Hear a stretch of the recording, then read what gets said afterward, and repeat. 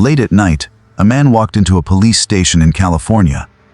He was calm, polite, extremely tall. He waited his turn and told the officer at the desk that he was responsible for a series of murders that had terrified the state. The officer didn't believe him. The man didn't raise his voice. He didn't argue. He simply repeated himself, "I killed them." This man was Edmund Kemper. He was not caught through police work. He was not tracked down. He chose to confess. After killing multiple people, what makes this case disturbing is not only what he did, but how normal he appeared while doing it. This story shows how intelligence, manipulation, and failure of the system can lead to devastating consequences. This is the true story of Edmund Kemper. Edward Emil Kemper was born in December 1948 in California. From the start, his home life was unstable. His parents argued constantly and eventually divorced. After that, Edward lived mostly with his mother. Their relationship was toxic. She insulted him daily, calling him strange, dangerous, and unwanted. She openly told people she feared him. She believed he would harm girls. Because of this fear, she forced him to sleep alone in the basement. The door was locked from the outside. He slept in darkness, isolated from the rest of the house. Edward later said this made him feel rejected and hated. He believed his mother saw him as a monster before he ever became one.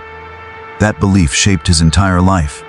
As Edward grew older, disturbing behavior became obvious. He struggled socially and rarely had friends.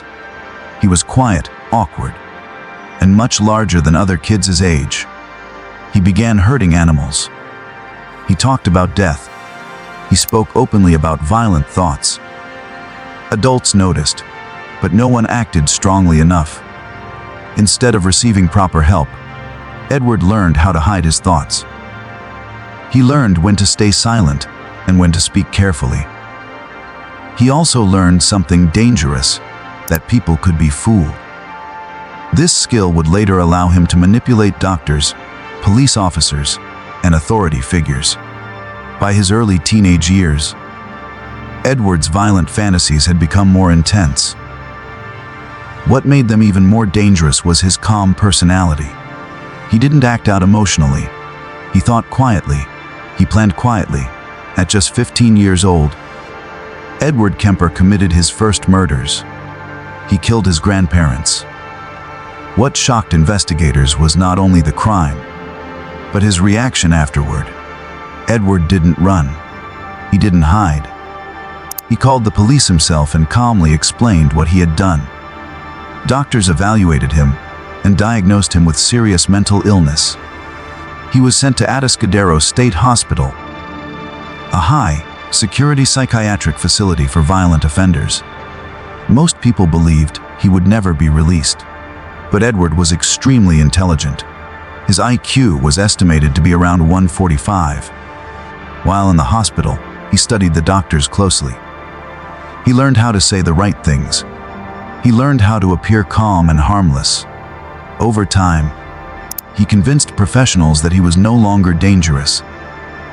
Relenis Tau Soan.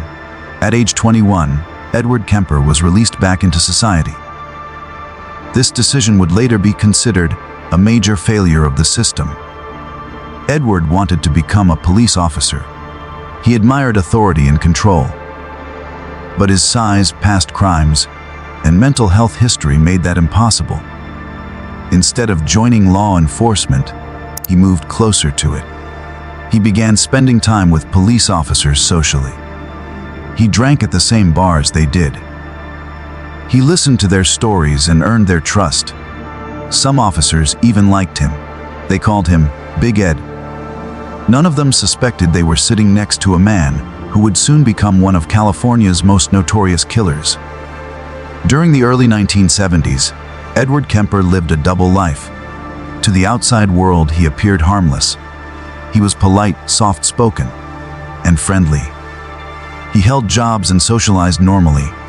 Inside, his anger was growing. His hatred toward his mother never disappeared. He blamed her for his loneliness, his failures, and his violent thoughts. Between 1972 and 1973, Edmund Kemper murdered 6 young women. Most of them were college students hitchhiking. He offered them rides, spoke calmly, and gained their trust. He didn't rush. He didn't act emotionally. After each murder, he returned to normal life. He drank with friends. He joked with police officers. No one suspected him. What separated Edmund Kemper from many other killers was his level of awareness. He knew what he was doing. He knew it was wrong. And he did it anyway. He didn't lose control during his crimes. He remained calm and focused. He later admitted that the killings gave him a sense of control he never felt growing up. Afterward, he felt relief, not fear. This disturbed investigators deeply. Unlike many criminals, Edward did not deny responsibility. He didn't blame alcohol or impulse. He spoke openly about his actions and thoughts. This honesty made his interviews especially chilling. In April 1973, Edmund Kemper killed his mother. This was the act he had imagined for years. Their relationship had been filled with anger, insults, and emotional abuse. Edward believed she represented everything he hated about his life. After killing her, something changed. He later said the urge to kill disappeared. Shortly afterward, he killed one more person, a friend of his mother, and then stopped completely. He didn't plan to continue killing. He planned to confess. Edmund Kemper called the police and admitted everything. At first, officers didn't believe him. They thought he was joking or mentally unstable. He called again and again. Eventually, officers took him seriously. When arrested, Edward cooperated fully. He provided details only the killer could know. He showed investigators where evidence was hidden. His calm behavior shocked everyone involved. He wasn't emotional. He wasn't defensive. He simply spoke the truth. Edmund Kemper became one of the most studied criminals in history. He gave long interviews to psychologists and investigators. He explained his thoughts clearly and calmly. These interviews helped law enforcement understand how certain killers think. His case influenced criminal profiling techniques, still used today. However, understanding does not mean sympathy.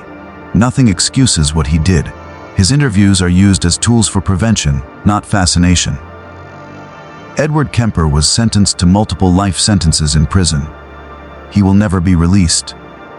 Today, he remains incarcerated, spending decades reflecting on his actions. His story is studied not because he deserves attention, but because it shows how warning signs can be ignored and how intelligence can be used to deceive. Edmund Kemper was not hiding in the shadows. He was sitting at bars, talking to the police, blending in. That is what makes his story so disturbing. Edmund Kemper was not hiding in the dark. He was drinking at bars, talking to the police, smiling. He didn't look dangerous. That is what makes his story so disturbing. This case reminds us that evil doesn't always look like we expect it to. Sometimes it wears a calm face and speaks softly. If you want more true crime stories told with facts, respect, and honesty, make sure to subscribe. Thanks for watching.